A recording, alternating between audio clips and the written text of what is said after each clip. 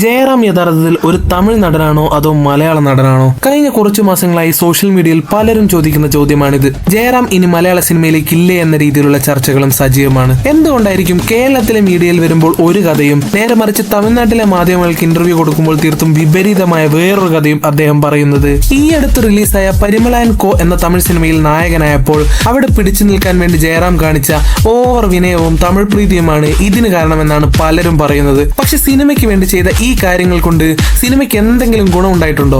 ജയറാമിന്റെ ഇമേജിന് എന്ത് സംഭവിച്ചു? ഈ സോഷ്യൽ മീഡിയ ചർച്ചകളിൽ എനിക്ക് വ്യക്തിപരമായി തോന്നിയ ചില കാര്യങ്ങളാണ് ഇന്ന് നമ്മൾ സംസാരിക്കുന്നത്. Hello guys, welcome back to ഹെസന.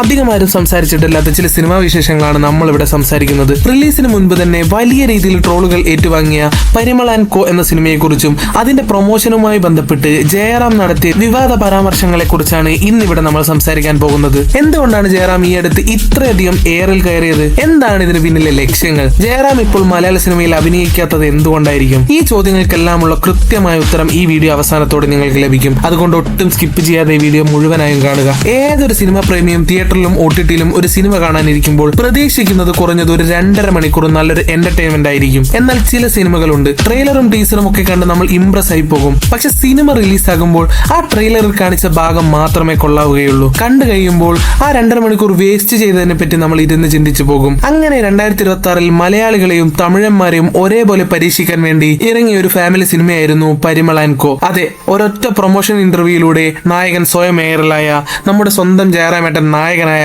Pandyaraj സംവിധാനം ചെയ്ത സിനിമ. ഈ സിനിമ തിയേറ്ററിൽ ഉണ്ടാക്കിയതിനേക്കാൾ വലിയൊരു റെപ്യൂട്ടേഷൻ ലോസ് ആണ് ജയറാമേട്ടന് പ്രൊമോഷൻ ഇന്റർവ്യൂകളിലൂടെ ഉണ്ടായത്. അദ്ദേഹത്തിന്റെ ചില സംസാര രീതികൾ കണ്ടപ്പോൾ ഒരു ശരാശരി മലയാളിക്ക് അദ്ദേഹം ഒരു ശുദ്ധ അവസരവാദിയാണോ എന്ന് പോലും തോന്നിപ്പോയി. പ്രധാനമായും 3 കാര്യങ്ങളാണ് സോഷ്യൽ മീഡിയയിൽ വലിയ രീതിയിൽ വിമർശിക്കപ്പെട്ടത്. ഒന്നാമത്തെ കാര്യം, വർഷങ്ങൾക്ക് മുൻപ് മലയാളത്തിൽ ഇറങ്ങിയ മെഗാ ഹിറ്റായ 2020 എന്ന സിനിമയുമായി ബന്ധപ്പെട്ടതാണ്. ആ സിനിമയുടെ ക്ലൈമാക്സ് ഷൂട്ടിംഗ് നടക്കുന്ന സമയത്ത് ജയറാം അവിടെ ഉണ്ടായിരുന്നില്ല. അതിന് കാരണമായി അദ്ദേഹം അന്ന് കേരളത്തിലെ മാധ്യമങ്ങളോട് പറഞ്ഞത് താൻ ശബരിമലയ്ക്ക് പോയത് കൊണ്ടാണ് എന്നാണ്. എന്നാൽ ഇതേ കാര്യം തന്നെ തമിഴരെ ഒന്ന് സൂചിപ്പിക്കാൻ വേണ്ടി ഈ അടുത്ത് തമിഴ് മാധ്യമങ്ങളോട് പറഞ്ഞത് അന്ന് ദീപാവലി ആയതുകൊണ്ട് താൻ ചെന്നൈയിലായിരുന്നു എന്നാണ്. ഈ 2 വീഡിയോകളും ചേർത്ത് വെച്ച് വലിയ രീതിയിലുള്ള ട്രോളുകളാണ് പിന്നീട് സോഷ്യൽ മീഡിയയിൽ കണ്ടത്. படம் என்ன ஒரு வாட்டி கூட பாருங்க, கடைசியில வந்து இந்த ஒரு ஆள் மட்டும் இருக்க மாட்டேன்.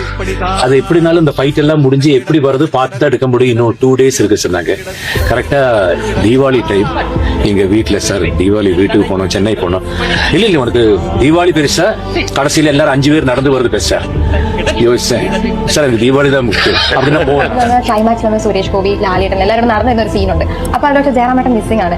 അപ്പൊ കേൾവി കേട്ടത് ജയറാമേട്ടൻ അപ്പം ശബരിമലയ്ക്ക് പോകാനുള്ള ഒരു അന്ന് ഡേറ്റ് അതാണ് ബുക്ക് ചെയ്തത്. അതുകൊണ്ട് അതിന് പോകാൻ വേണ്ടി ഇത് വിട്ടിട്ട് അത് പോയെന്നാണ്. ശരിയാണോ തെറ്റാണോ? ശരിയാണ്. പിന്നെ എന്തിനാണ് എടുക്കേണ്ടത്? അതിന് പോണോ അത് വേണ്ടാന്ന് വെച്ചിട്ട് ഈ 5 പേരിൽ നടന്നു വരുന്ന ഏതാണ് വലുതെന്ന് തോന്നിയപ്പോ എനിക്ക് അതാണ് വലുതെന്ന് തോന്നി.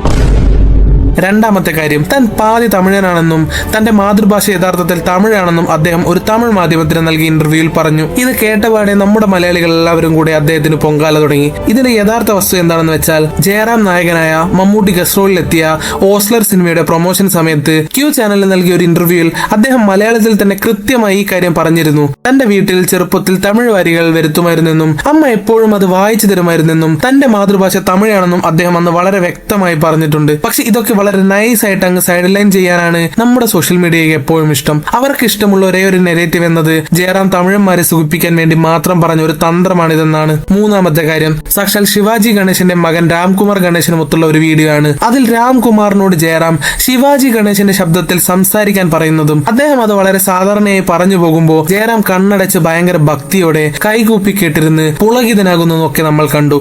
முதல்ல நான் ஒரு ரிக்வெஸ்ட் கேட்கலாமா? ஆரம்பிக்கிறதுக்கு முன்னாடி என்ன சார் சொல்லுங்க. இல்ல இது எனக்கு கிடைச்ச ஒரு பெரிய வரப்பிரசாதம். அது காரணம் உங்க முன்னாடி உட்காந்து இன்டர்வியூ பண்ண முடியறது, அதுக்குள்ள இந்த டேபிள் உட்கார முடியறது, அதெல்லாம் ரொம்ப பெரிய பெரிய விஷயம். நான் சின்ன வயசுல இருந்து இந்த மிமிக்ரி எனக்கு ரொம்ப பிடிச்சிருக்கு. நிறைய ப்ரொஃபஸர் மாதிரில நான் மேடையில கேள்வி இருக்கு. ஆனா அவர் வாய்ஸ் வந்து கரெக்டா உங்களுக்கு தான் அப்படியே கிடைச்சிருக்கு. அப்படியே நான் கண்ணை மூடிட்டு இருக்கேன். சும்மா நீங்க 2 வார்த்தை ஜெயராம் வாங்க அப்படி ஏதாவது ஒன்று சொல்றீங்களா? எனக்கு அதை கேட்டுட்டு இருக்கிறது. ஜெயராம் வாங்க, ஜெயராம் ஜெயராம் வணக்கம் வாங்க. പക്ഷെ ഈ മൂന്നാമത്തെ കാര്യം ശരിക്കും അദ്ദേഹത്തിന്റെ ഒരു ക്യാരക്ടർ അല്ലെങ്കിൽ അദ്ദേഹത്തിന്റെ ഒരു സ്ഥിരം ബിഹേവിയർ ആണെന്ന് നമുക്ക് പറയാം. കാരണം അദ്ദേഹം മലയാളത്തിൽ വന്നാലും മമ്മൂട്ടിയോ മോഹൻലാലോ ഒക്കെ കൂടെ ഉണ്ടെങ്കിൽ ഇതേപോലെ ഒരു അമിത വിനയത്തോടെ പെരുമാറുന്നത് നമ്മൾ പലപ്പോഴും പല സ്റ്റേജ് ഷോകളിലും കണ്ടിട്ടുള്ളതാണ്. അല്ലാതെ ഇത് തമിഴ്നാട്ടിൽ പോയത് കൊണ്ട് മാത്രം ഒറ്റയടിക്ക് വന്ന ഒരു പുതിയ സ്വഭാവമൊന്നുമല്ല. എന്തായാലും ഈ സിനിമയുടെ തിയേറ്റർ പരാജയത്തെക്കാൾ ജയറാമിന് വലിയ നഷ്ടം ഉണ്ടാക്കിയത് ഈ ഇന്റർവ്യൂകളാണ്. ജയറാമിന് ഇത്രയും കാലം മലയാളികളുടെ ഇടയിൽ ഉണ്ടായിരുന്ന ആ വലിയ സ്നേഹവും ഇമേജും മൊത്തത്തിൽ കളഞ്ഞു കുളിക്കാൻ ഈ ഒരൊറ്റ പ്രൊമോഷൻ പരിപാടിയിലൂടെ സാധിച്ചു എന്ന് വേണം കരുതാൻ. സിനിമയാണെങ്കിലും അത് വിജയിച്ചുമില്ല. ഇനി നമുക്ക് സിനിമയുടെ കാര്യത്തിലേക്ക് തന്നെ വരാം. ഒരു കുടുംബം, അവരുടെ ഇടയിലേക്ക് യാദൃശ്ചികമായി വരുന്ന ഒരു വലിയ പ്രശ്നം, പെട്ടെന്ന് നടക്കുന്ന ഒരു കൊലപാതകം, ഇതിൽ നിന്ന് അവർ എങ്ങനെ ബുദ്ധിപരമായി രക്ഷപ്പെടുന്നു. ഇതൊക്കെ കേൾക്കുമ്പോൾ നമുക്ക് പെട്ടെന്ന് മനസ്സിലേക്ക് ഓർമ്മ വരിക മോഹൻലാലിന്റെ വലിയ ബ്ലോക്ക് ബസ്റ്ററായ ദൃശ്യമായിരിക്കും, അല്ലെങ്കിൽ കമലഹാസന്റെ പാപനാശമായിരിക്കും. സംവിധായകൻ പാണ്ഡ്യരാജ് ശരിക്കും ഈ സിനിമയിലൂടെ ഉദ്ദേശിച്ചത് ദൃശ്യം സിനിമയുടെ ഒരു കോമഡി സ്പൂഫ് പോലെ എന്തെങ്കിലുമാണ്. എന്നാൽ ശരിക്കും സ്ക്രീനിൽ സംഭവിച്ചത് എന്താണെന്ന് വെച്ചാൽ ഇതൊരു 144p ക്വാളിറ്റി പോലും ഇല്ലാത്ത ദൃശ്യം സിനിമയായി മാറി. ഡാർക്ക് കോമഡിയും ത്രില്ലറും ഒക്കെ നന്നായി ചെയ്യാൻ കരുതി ഇറങ്ങിയതാണ് അവർ. പക്ഷെ അവസാനം ഇതെല്ലാം കൂടെ ചേർന്ന് എന്ത് ജേണറാണെന്ന് സംവിധായകന് പോലും ഒരു പിടിയുമില്ലാത്ത ഒരു അവിയൽ പരുവത്തിലായി ഈ സിനിമ മാറിപ്പോയി. ഡാർക്ക് ത്രില്ലർ എന്ന് പറയുമ്പോൾ ഈ അടുത്ത കാലത്ത് നമ്മൾ മലയാളത്തിൽ കണ്ട അതിമനോഹരമായ ഒരു സിനിമയുണ്ടല്ലോ, ഭരതനാട്യം 2 മോഹിനിയാട്ടം. എന്ത് ഗംഭീരമായിട്ടാണ് ഈ സിനിമയിൽ കോമഡിയും ഡാർക്ക് എലമെന്റ്സും ഒക്കെ ബ്ലെൻഡ് ചെയ്തിരിക്കുന്നതെന്ന് ഓർത്തു നോക്കൂ. അതൊക്കെ കണ്ടിട്ട് ഈ സിനിമ കാണാനിരുന്നാൽ നമ്മുടെ തലച്ചോറ് ശരിക്കും പണി മുടക്കും. ജയറാം, ഉർവശി, മിഷ്കിൻ, യോഗി ബാബു, സാൻഡി മാസ്റ്റർ തുടങ്ങി വലിയൊരു താരനിര തന്നെ ഈ സിനിമയിലുണ്ട്. പക്ഷെ സ്ക്രിപ്റ്റ് എന്നൊരു സാധനം ഇവിടെ ഇല്ലാത്തത് കൊണ്ട് ഇവർ എല്ലാവരും വന്ന് എന്ത് ചെയ്യണമെന്നറിയാതെ കുറെ നേരം സ്ക്രീനിൽ നിന്നിട്ട് വെറുതെ തിരിച്ചുപോയി എന്ന് വേണം പറയാൻ. കഥയുടെ പ്ലോട്ട് ഒന്ന് വിശദമായി തന്നെ ഞാൻ പറയാം. ജയറാം അവതരിപ്പിക്കുന്ന പ്രധാന കഥാപാത്രത്തിന്റെ പേരാണ് പരിമള. പുള്ളി ഒരു UPSC ട്രെയിനർ ഒക്കെയാണ് സിനിമയിൽ. പരിമളയുടെ ഭാര്യയാണ് സുതന്ത്രം. ആ വേഷം അഭിനയിച്ചിരിക്കുന്ന നമ്മുടെ ഉർവശി ചേച്ചിയാണ്. ഇവർക്ക് 2 പെൺമക്കളാണ് ഉള്ളത്, മധുമിതയും പരാശക്തിയും. വളരെ സന്തോഷത്തോടെ വലിയ പ്രശ്നങ്ങളൊന്നുമില്ലാതെ ഒരു മിഡിൽ ക്ലാസ് ജീവിതം നയിക്കുന്ന പരിമളയുടെയും കുടുംബത്തിന്റെയും ജീവിതത്തിലേക്ക് വർഗീസ് എന്നൊരു ലോക്കൽ റോഡി കടന്നു വരുന്നു. സാൻഡിയാണ് ഈ വർഗീസ് എന്ന കഥാപാത്രത്തെ ഇതിൽ അവതരിപ്പിക്കുന്നത്. പ്രണയം എന്ന പേരിൽ ഈ വർഗീസ് പരിമളയുടെ മകളെ നിരന്തരം ശല്യം ചെയ്യാൻ തുടങ്ങുന്നു. അങ്ങനെ ഈ ശല്യം സഹിക്കാൻ വയ്യാതെ ഇവനെ അങ്ങ് തീർത്താലോ എന്ന് ഈ സാധുവായ കുടുംബം പെട്ടെന്ന് തമാശ രൂപേണ ഒരു തീരുമാനമെടുക്കുന്നു. എന്നാൽ ഇതിലെ ഏറ്റവും വലിയ ടിസ്റ്റ് എന്താണെന്ന് വെച്ചാൽ പിറ്റേന്ന് രാവിലെ ഇവർ നോക്കുമ്പോൾ ആ വർഗീസ് യാദൃശ്യമായി കൊല്ലപ്പെട്ട നിലയിൽ കാണപ്പെടുന്നു.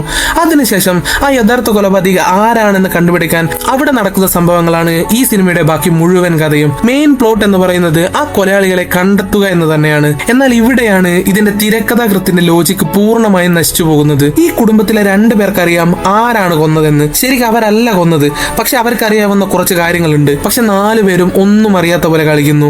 അവർ പരസ്പരം സംസാരിക്കുന്നതും അങ്ങനെ തന്നെയാണ്. അവർ പരസ്പരം പഴിചാരുകയും കുറ്റപ്പെടുത്തുകയും മറ്റേയാളാണ് കൊലയാളി എന്ന് സംശയിക്കുകയും ചെയ്യുന്നു. സത്യം തുറന്നു പറയാത്ത അല്ലെങ്കിൽ ഒരു കാര്യത്തിലും വ്യക്തതയില്ലാത്ത ഒരു വിചിത്രമായ കുടുംബത്തെ കാണുമ്പോൾ പ്രേക്ഷകന് തോന്നുന്നത് ഇവർക്കെല്ലാം വട്ടാണോ എന്നാണ്. ഇനി അഭിനയത്തിന്റെ കാര്യത്തിലേക്ക് നമ്മൾ വന്നാൽ നമ്മുടെ സ്വന്തം ജയറാമേട്ടനും ഉർവശി ചേച്ചിയുമാണ് ഈ സിനിമയെ മൊത്തത്തിൽ മുന്നോട്ട് നയിക്കേണ്ടത്. അവർ 2 പേർക്കും അഭിനയത്തിൽ എത്രത്തോളം വലിയ എക്സ്പീരിയൻസ് ഉണ്ടെന്ന് നമുക്ക് എല്ലാവർക്കും അറിയാം. അവർ മുൻപ് ഒരുമിച്ച് വന്ന സിനിമകൾ, പ്രത്യേകിച്ച് പഴയകാല കോമഡി പടങ്ങളൊക്കെ നമ്മൾ എത്രയോ കണ്ടിട്ടുള്ളതാണ്. എന്നാൽ ഇവരുടെ 2 പേരുടെയും കരിയറിലെ തന്നെ ഏറ്റവും മോശം പ്രകടനങ്ങളിൽ ഒന്നാണ് ഈ സിനിമയിലേത്. കാരണം അവർ ഇതിൽ ജീവിക്കുകയായിരുന്നില്ല, മറിച്ച് ക്യാമറയ്ക്ക് മുന്നിൽ നിന്ന് വളരെ കൃത്രിമമായിട്ട് വെറുതെ അഭിനയിക്കാൻ ശ്രമിക്കുകയായിരുന്നു. മൊത്തത്തിൽ ഒരു വലിയ ഫേക്ക് ഫീലാണ് കിട്ടിയത്. ഉർവശി ചേച്ചി എന്ന് പറഞ്ഞാൽ കോമഡി വളരെ നാച്ചുറൽ ആയിട്ട് ചെയ്യാൻ കഴിയുന്ന ഒരു അത്ഭുത പ്രതിഭയാണ്. കൃത്യമായ ഡയറക്ഷൻ കിട്ടിയാൽ അവർ ശരിക്കും ഒരു ഡയമണ്ട് തന്നെയാണ്. പക്ഷെ ഡയറക്ടർക്ക് എന്ത് ചെയ്യണമെന്നറിയില്ലെങ്കിൽ അതൊരു വലിയ ദുരന്തമാകും. വളരെ സിമ്പിൾ ആയിട്ട് വർക്കൗട്ട് ആകേണ്ട കോമഡി സീനുകൾ പോലും അവർ വളരെ കഷ്ടപ്പെട്ട് കുത്തിത്തിരികെ കോമഡി ഉണ്ടാക്കാൻ ശ്രമിക്കുന്നത് കാണുമ്പോൾ നമുക്ക് ശരിക്കും സങ്കടം വരും. അതുപോലെ തന്നെയാണ് ജയറാമേട്ടന്റെ കാര്യവും. ഉർവശിക്കൊപ്പം നിൽക്കാൻ വേണ്ടി മത്സരിച്ച് അഭിനയിക്കുന്നുണ്ട്. ഒരു സീനിൽ ഉർവശി എന്തെങ്കിലും ഇറിറ്റേറ്റിംഗ് ആയിട്ട് പറയുമ്പോൾ ജയറാം വെറുതെ പല്ലിറുമി കാണിക്കും. അതാണ് ഡയറക്ടറുടെ കാഴ്ചപ്പാടിൽ ഇതിലെ പീക്ക് കോമഡി. ഇത് കണ്ടിട്ട് നമ്മൾ സീറ്റിൽ കിടന്ന് ചിരിക്കണമെന്നാണ് അവർ സത്യത്തിൽ ഉദ്ദേശിക്കുന്നത്. സിനിമയിൽ ഒരു 5-8 തവണയെങ്കിലും ജയറാം പല്ലിറുമുന്നുണ്ടാവും. ഇതിലെ മറ്റൊരു അസഹനീയമായ സീൻ എന്താണെന്ന് വെച്ചാൽ സിനിമയിൽ ജയറാമിന്റെ പെങ്ങൾ മരിച്ചു കിടക്കുന്ന ഒരു പോർഷൻ ഉണ്ട്. സ്വന്തം പെങ്ങൾ മരിച്ച് ജയറാം വളരെ സങ്കടപ്പെട്ട് തീർത്തും ഡൗൺ ആയിട്ട് നിൽക്കുന്ന ഒരു സമയം ഉർവശി അവിടെ വന്ന് ഭയങ്കരമായി ഓവർ ആക്ടിങ് ചെയ്യുകയാണ്. സ്വന്തം ഭർത്താവായ ജയറാമിന്റെ സിസ്റ്ററിനെ ഇൻസൾട്ട് ചെയ്യാനും ഹ്യൂമിലിയേറ്റ് ചെയ്യാനും ഒക്കെ ശ്രമിക്കുന്നുണ്ട്. നമ്മൾ വെറുതെ ഒന്ന് ആലോചിച്ച് നോക്കൂ, ഒരാൾ മരിച്ചാൽ അയാൾ വലിയൊരു ക്രിമിനൽ ഒന്നും അല്ലെങ്കിൽ നമ്മൾ മിനിമം ഒരു റെസ്പെക്ട് എങ്കിലും കൊടുക്കില്ലേ? സ്വന്തം ഭർത്താവിന്റെ പെങ്ങൾ മരിച്ചു കിടക്കുമ്പോൾ അവിടെ വെച്ച് അവരെ അപമാനിക്കുന്ന ഭാര്യ. ഇതെന്ത് കുടുംബമാണ്? ഇവർ തമ്മിൽ യാതൊരു വികാരങ്ങളും ഇല്ലേ? ഫാമിലി ഓഡിയൻസിനെ ലക്ഷ്യം വെച്ചെടുത്ത് ഈ സിനിമയിൽ ഇത്തരം സീനുകൾ എങ്ങനെയാണ് വർക്കാവുന്നതെന്ന് എനിക്ക് എത്ര ആലോചിച്ചിട്ടും മനസ്സിലാകുന്നില്ല. അച്ഛന്റെ സിസ്റ്റർ മരിച്ച സമയത്ത് നാട്ടിലേക്ക് പോകാൻ വേണ്ടി ഫ്ലൈറ്റ് എടുത്താലോ, ജീവിതത്തിൽ ഇതുവരെ ഫ്ലൈറ്റിൽ കയറിയിട്ടില്ല എന്ന് പറയുന്ന മകൾ പോകുമ്പോൾ ചപ്പാത്തിയും കറിയും പാർസൽ കൊണ്ടുപോയി അതിന്റെ ടേസ്റ്റിനെ പറ്റി വാചാലരാകുന്ന ഫാമിലി. ഇനി മരണ വീട്ടിൽ എത്തിയാൽ എന്താ അവസ്ഥ? മരിച്ച ആൾക്ക് പുതപ്പിക്കാൻ കൊടുക്കുന്ന സാരിയുടെ വില പറഞ്ഞ് അടിയുണ്ടാക്കുന്ന ഉർവശി. സത്യം പറയാം, ഒരുമാതിരി അസഹനീയമായിരുന്നു ഈ പ്രകടനം. കോമഡിക്ക് വേണ്ടിയാണ് ഇവരിതൊക്കെ കാട്ടിക്കൂട്ടിയതെങ്കിൽ 1% പോലും വർക്കായില്ലെന്നും മാത്രമല്ല ഈ ക്യാരക്ടറിനോടൊക്കെ ചെറിയ അറപ്പും ഫീൽ ചെയ്തു. ഒരു മരണ വീട്ടിൽ നിന്ന് പോലും ഈ ലെവൽ ഓവർ ആക്ടിങ് എങ്ങനെയാണ് സഹിക്കാൻ പറ്റുക? ഇനി മറ്റു കഥാപാത്രങ്ങളിലേക്ക് ഒന്ന് പോയി നോക്കാം. ഇൻസ്പെക്ടർ എമ്പുരാനായിട്ട് വരുന്നത് ഡയറക്ടർ മിഷ്കിനാണ്. പുള്ളി ഈ സിനിമയിൽ വന്നത് മുതൽ പോകുന്നത് വരെ ഒന്നെങ്കിൽ ബജ്ജി തിന്നുകൊണ്ടിരിക്കും, അല്ലെങ്കിൽ പാനിപൂരി തിന്നുകൊണ്ടിരിക്കും. എവിഡൻസ് കണ്ടുപിടിക്കുന്നതിനേക്കാൾ പുള്ളിക്ക് വലിയ താല്പര്യം ഫുഡ് അടിക്കുന്നതിലാണ്.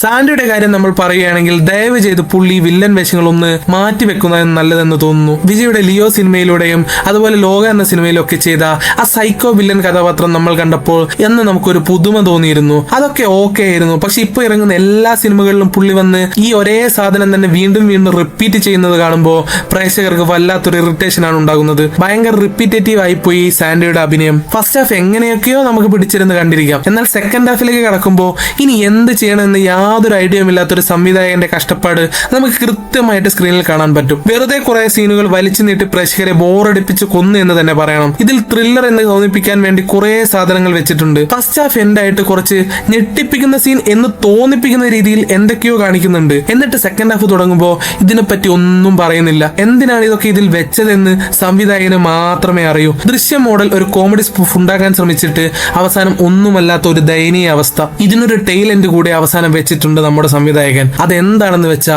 ഈ സിനിമയ്ക്ക് ഒരു പാർട്ട് 2 കൂടെ ഉണ്ടത്രേ. ആടേങ്കപ്പ. ചുരുക്കത്തിൽ ഈ അടുത്ത കാലത്ത് ഞാൻ കണ്ടതിൽ വെച്ച് ഏറ്റവും മോശം സിനിമയാണ് പരിമൾ ആൻഡ് കോ. ജയറാമേട്ടന് ഈ സിനിമയിലെ മോശം പെർഫോമൻസും പുറത്ത് നടത്തിയ വിവാദ ഇന്റർവ്യൂകളും കാരണം മലയാളികൾക്കിടയിൽ വലിയ രീതിയിൽ കോട്ടം സംഭവിച്ചിട്ടുണ്ട്. പുള്ളി നല്ലൊരു സിനിമയുമായി തിരിച്ചു വരട്ടെ എന്ന് ആത്മാർത്ഥമായി ആഗ്രഹിക്കുന്നു. നിങ്ങളിൽ ആരെങ്കിലും ഈ സിനിമ തിയേറ്ററിലോ OTT-ലോ കണ്ടിട്ടുണ്ടെങ്കിൽ നിങ്ങളുടെ അഭിപ്രായം താഴെ കമന്റായി രേഖപ്പെടുത്തൂ. ഞാൻ പറഞ്ഞ കാര്യങ്ങളോട് യോജിക്കുന്നുണ്ടോ അതോ നിങ്ങൾക്കിത് നല്ലൊരു ഡാർക്ക് കോമഡിയായി തോന്നിയോ? കമന്റ് ബോക്സിൽ ചർച്ച ചെയ്യാം. വീഡിയോ ഇഷ്ടപ്പെട്ടാൽ ലൈക്ക് ചെയ്യാനും ഷെയർ ചെയ്യാനും നമ്മുടെ ഹേസന ചാനൽ സബ്സ്ക്രൈബ് ചെയ്യാനും മറക്കല്ലേ. മറ്റൊരു വീഡിയോ വീണ്ടും കാണാം. Good bye.